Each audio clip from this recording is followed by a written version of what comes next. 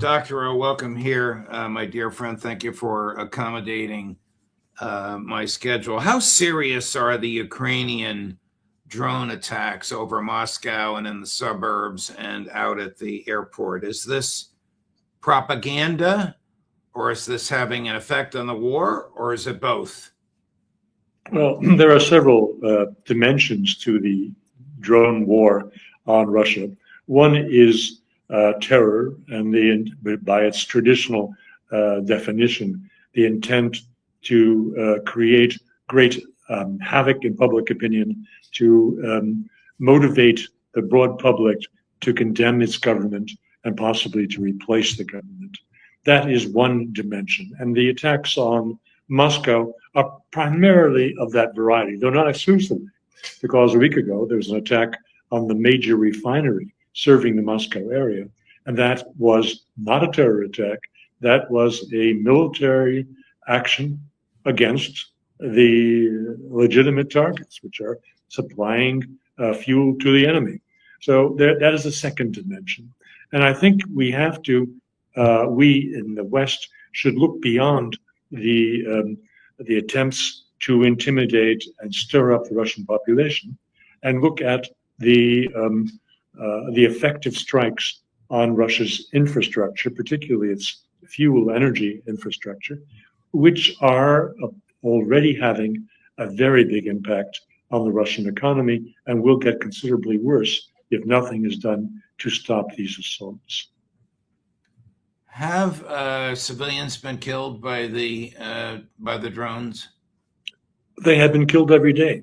Yes, of course, we go back a month or so and we have this dramatic attack on the teachers' school, which killed 21 or 25, depending on which numbers they're using, young women who were studying there in a nighttime attack. And that stirred up a lot of emotion. But in point of fact, every day there are some civilians killed by these drone attacks, either by the direct intent of the Ukrainians who are sending them to attack a bus, for example, carrying students, or by inadvertently by the stymieing of an incoming drone and its finding a secure landing in residential property that causes the death of somebody or other. So this is news that is every day. Are the NATO instigated attacks on Russia increasing? By NATO instigated, I mean munitions, NATO intel, maybe even NATO operators increasing in quantity and quality. There are vast numbers of drone attacks. I would guess that a large number of these incoming drones, particularly those going just across the border or into Crimea, are Ukrainian manufactured. They're not long range, they're short range, and they are not vastly powerful, but they make life miserable for Russians living in the Russian Federation, as it was defined before this war began, the border regions of Kursk, for example, and they are hit constantly. The Crimea is now being hit constantly. There is no feeling of security and safety in these territories. Now, that's one kind of drone. There are the long-range drones, which fit the description that you were just giving. They are clearly coming from the West. They are sophisticated drones, very unlikely that they are Ukrainian designed. They are nominally leaving the Ukrainian hands, so a Ukrainian officer's hand touches the button to launch. But in reality, as you are suggesting, they have been they're targeting the necessary in-feed to make these drones operate at distances up to 1,000 kilometers from where they are launched within Ukraine. That is coming from the West, and particularly from the United States. It is intel that is making possible these dramatic attacks on Russian refineries and oil installations that are way beyond the capability of the Ukrainians, unaided Ukrainians. So the United States is directly participating in the war, as are major European countries. And that is a turning point that we are now at. Has this generated, I think it has because of the notes you've sent me, I'll use your phrase, broad public anger in Russia over the failure of President Putin to end the war now by force? Do you stand by that statement, and how do you characterize the broad public anger? Well, with very few exceptions, many of my colleagues who 3 months, 6 months ago took pleasure in denouncing me as being an asset for MI6 when I dared to criticize the gently approach of Vladimir Putin to the conduct of the war and his failure to retaliate against the ever increasing deathly threat of these various provocations. I was denounced, as I said. That's no longer the case, even on your own program and on other major podcasts of last week. Colleagues like Scott Ritter, who traveled in the Donetsk and came back saying what I was saying a year ago, but he didn't want to use television as a source that's valid. That he visited the front and he found exactly what I was saying, that the Ukrainians are fighting fiercely, and this is a difficult war. And Larry Johnson seamlessly has changed his story to my story, not because I take personal credit for it, no. Very many authoritative observers have been saying the same thing, but perhaps not with as much visibility as your program has given to my statements.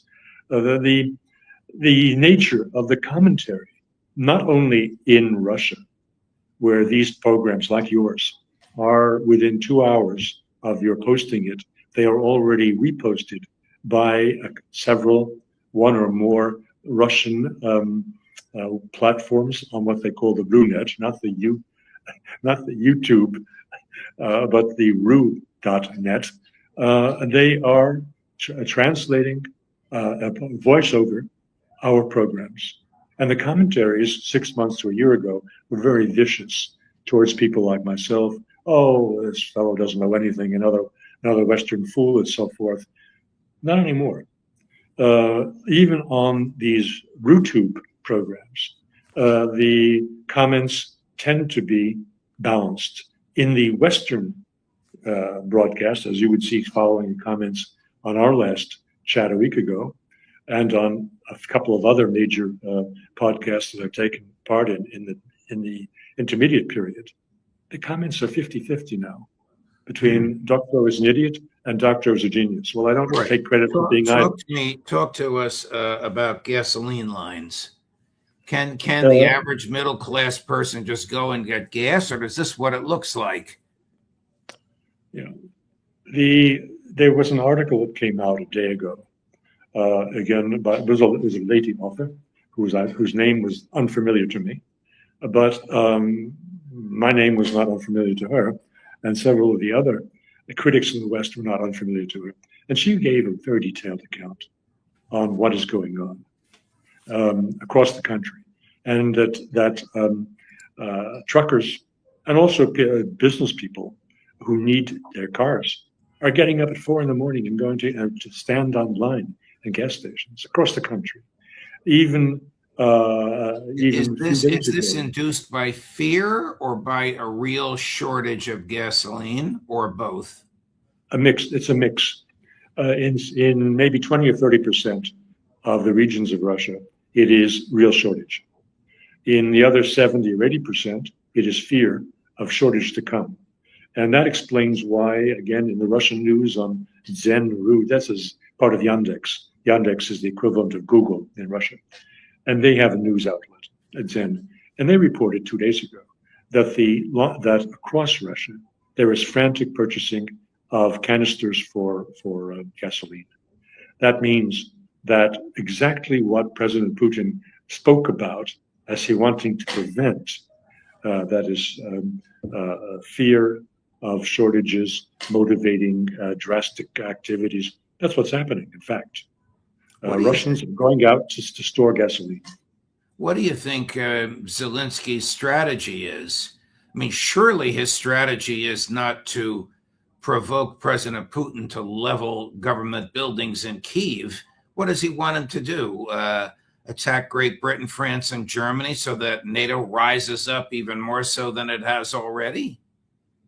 I think the latter is the case, but let's take Zelensky out of the equation. Zelensky has been pushed this way and that. As recently as his attendance at the G7 conference, he was instructed to make great threats against Belarus, and he was told in no uncertain terms, "You will do this, or we can no longer guarantee your personal security." That's a pretty good message, which he received and acted upon. Behind him is the United States and Europe. Let's not, and I think that it's time to put aside this notion that Donald Trump has any possibility of being a broker in this, because the United States is supplying the vital military intelligence that makes possible the targeting of these refineries in the Urals and beyond. It is out of the ability of Europeans and is out of the ability, of course, of Ukrainians. So what Zelensky thinks is almost irrelevant. The program of attacks on Russia is coming from Washington and London and Berlin. What is the state of affairs in Crimea? Typically a location for Russian middle class and upper middle class to use for vacation purposes now that we're in the midst of the summer season. Well, I have friends who are living just in the hills above Feodosia. Feodosia is a port city, also a naval city, on the east coast of Crimea, and they're miserable. Their driver, the driver who serves them and others in the community living on the hill above Feodosia, he's a Crimean Tatar. He can't get gasoline, and so they are stuck up there without provisions and without the ability to come down to the beach.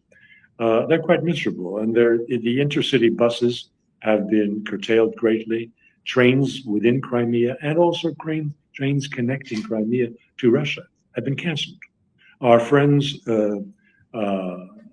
train tickets to go back to Petersburg have been canceled, and they're left in limbo how they're going to get home, because Crimea, as one person said, has been turned from a peninsula into an island. It has been cut off effectively by Ukrainian drone strikes on the roads leading into Crimea from mainland Russia. And of course, the bridge is under threat. A day ago, the same Zanru was reporting a line of more than 1,000 cars waiting to cross the bridge because traffic had been suspended over fear of drone strikes. Wow. So what are the hawks in the Kremlin telling President Putin he should do? As if I need to ask. But then I'm going to ask you, why isn't he answering? But take that ball and run with it, please. Well, I think it is safe to say that the hawks in and around the Kremlin are applying great pressure to Vladimir Putin to strike hard at Ukraine. And that means striking as you have said in the past, striking the military intelligence centers, the military coordination points, not just in Kiev, but across the Ukraine. And of course, wiping out the political class that now has had a chokehold on Ukraine since 2014, meaning killing Zelensky and his associates. That is all being demanded by hawks. Now, how Vladimir Putin would respond to this is unknown, unfathomable. Some of my colleagues are speaking about it as if they had taken the notebook from his back pocket and are reading the schedule of various European capitals that are about to be bombed. Nothing of the sort exists. People are speculating. They have a right to speculate, but speculation is not analysis, and we don't know what he will do. Wow. Here's President Putin 2 days ago, harshly critical of the West. Chris, cut number 3. Russia has encountered an unprecedented kind of pressure from the Western elites. They wanted to deal a strategic defeat against us on the battlefield. They wanted to destabilize our society, but they fail at everything. They continue to fund the Kiev regime that they use as a battering ram to destroy Russia. And let me emphasize that again, Russia can only be a strong and independent country, or there will be no Russia. There are only two paths. Whenever we show weakness, we are being ignored and being treated only with a violent approach. They always test us. They try to remove us as a global factor of power that stands against evil. Like I said, they have always failed. They will fail this time, and they will fail forever. Does he feel the need to say something like that? Well, he is, because of the pressure and because he's cut off from reality. Let's be open and frank about this. We speak about our own leaders, particularly Western Europe, as being delusional and cut off from reality. The same is to be said about Vladimir Putin. He is surrounded by yes men. He is living a cult of personality, where every utterance he makes is instant breaking news on Russian television. And he is not aware, he's not paying attention to the victory that he's headed for. Yes, he will take Donbass. I agree with colleagues. It's a matter of weeks and perhaps at the latest months before the whole of Donbass falls into Russian hands. And I repeat the question of several of my colleagues. And then what? I say what then what? It is a Pyrrhic victory. By classic definition, Russia will have lost more by the victory than if the war never took place. Because Ukraine will continue to receive arms and men from the West, and it will continue and enhance its destructive attacks on Russian infrastructure with ever newer and more powerful cruise missiles and ballistic missiles and drones that the West is supplying. So Mr. Putin is now in a situation that is almost worse than before the war started. But when the war started, the attacks were on Ukrainian territory. That was Donbass, but it was formerly Ukrainian. The attacks now are on Russian territory. That didn't happen before February 2022. So he is headed for a Pyrrhic victory unless he changes his game plan, which may happen. You recently described him. This is a fascinating phrase. In one of your notes to me, you described President Putin as having gone into the late Gorbachev phase. What did you mean by that? Of course, we know who Mikhail Gorbachev was, and we also know that President Putin was not a fan of his predecessor, didn't even attend his funeral. But nevertheless, what did you mean Vladimir Putin is going into the late Mikhail Gorbachev phase? There are several dimensions to this. One is his making speeches constantly.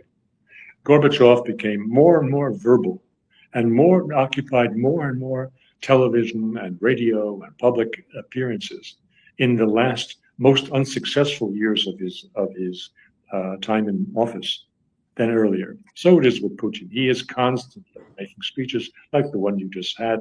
It is getting all kinds of attention. He believes that's changing something. And he is now showing himself to be as naive in handling foreign affairs as Gorbachev was. Gorbachev had two big strikes against him. The first is he completely mismanaged the domestic economy, which was a disaster. Vladimir Putin, on the contrary, has done a fantastic job restoring the Russian economy and the Russian military. However, horses for courses, and this horse is not doing well on the present war course, and he is showing himself to be as cut off from a real solution as Gorbachev was when he was making friends with the U.S. administration. So as I understand you, the Kremlin does not have a list of options. It has one option, which is a massive and quick series of military strikes to end the war. Yes, and I emphasize strikes on Ukraine. There's absolutely no reason for Moscow to take the risk of attacking Tallinn, however much it might like to do that, and even acknowledging that 24 hours are enough to take full control of Estonia. That would appeal to a lot of Russians, but I think President Putin will not go that way. They just have to finish off Ukraine, the proxy, which is the essential element in the present aggressivity of Western Europe against Russia.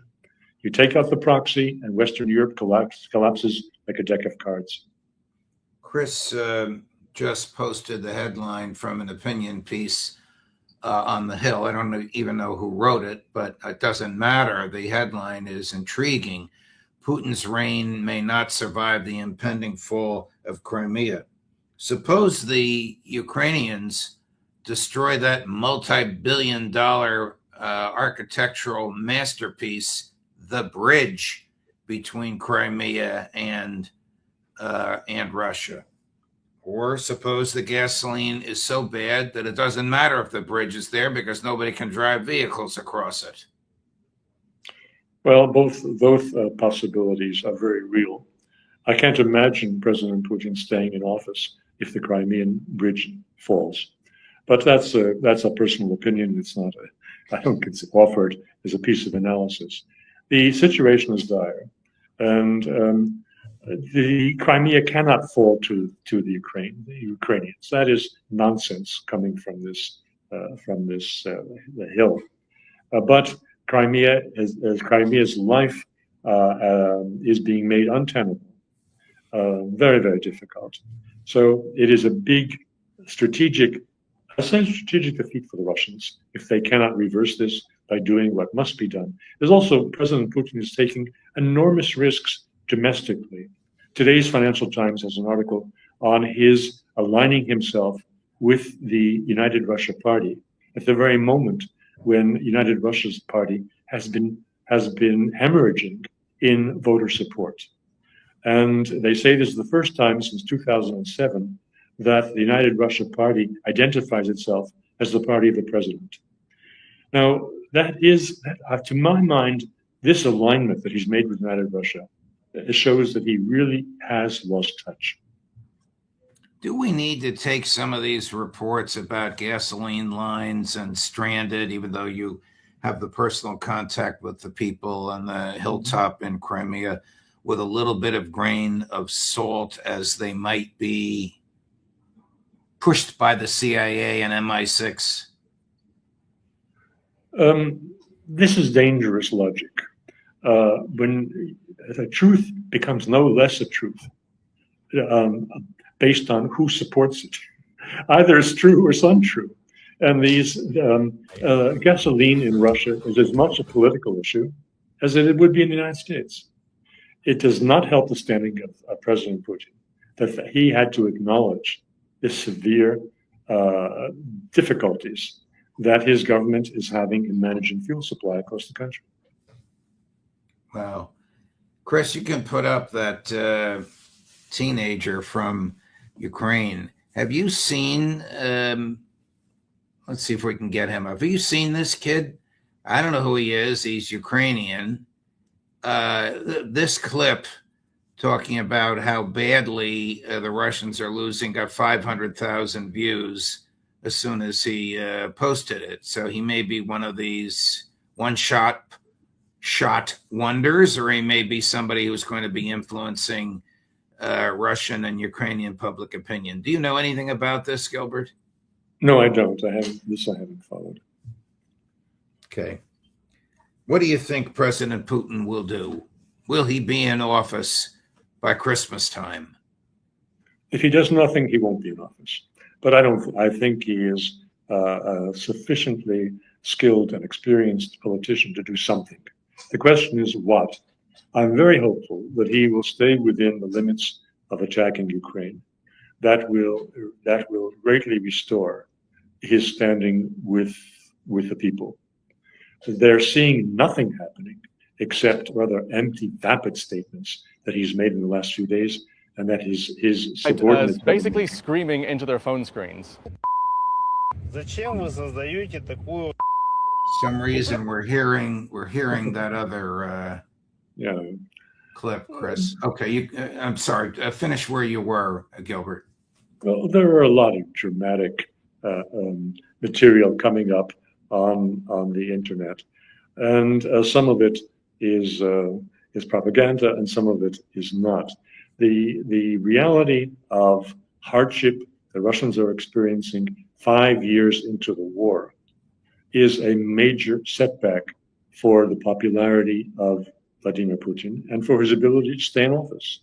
There is a poll that is more important than all of the polls taken by political scientists, Russian and ours. The poll is called the elections to the Duma on the 20th of September. That will be of decisive importance for President Putin, his hold on power, his ability to manage the political agenda. It's almost the same sort of existential challenge that Donald Trump faces in November. Either Trump keeps control of both houses of Congress, or he becomes a very lame duck in November of this year. President Putin, the same thing.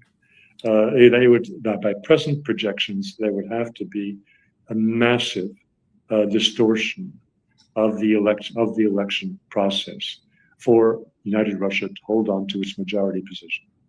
I don't believe that will happen. I don't believe that the authorities will dare to manipulate openly the electoral process. They have the option of canceling the elections altogether, which they are not exercising.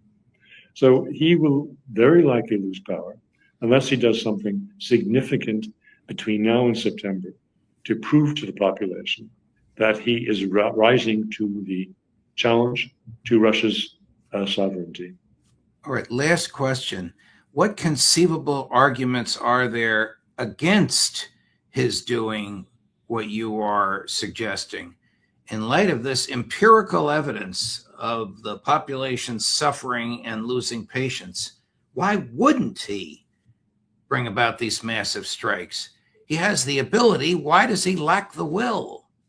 Well, it's not a new question. We've been asking that ourselves for weeks, if not months. Yes. And I don't have a better answer to it today than I did last week when we just touched on the same question. There are many speculations. The role of the liberals with a capital L within his government, who he has kept from the Yeltsin period because of his obligations to the person who put him into power, Boris Yeltsin. The oligarchs and their interests from the continuing war, and the security agencies, which are receiving ever more strength in controlling the population as a result of the war being so unpopular as it is today. So there are various organizations around him that do not let him do what has to be done. The question remains is a question that Tolstoy put in his philosophical Moments of War and Peace. Do the people control the leader, or does the leader control the people? That is an open question today. Gilbert Doctorow, thank you very much, my dear friend. We'll be taking some time off. I'll be traveling, but we'll look forward to seeing you in the middle of July. All the best. Thanks. Thank you. Coming up later today on all of this, at 2 o'clock, Colonel Douglas McGregor. At 3 o'clock, Aaron Mate. Judge Napolitano for judging.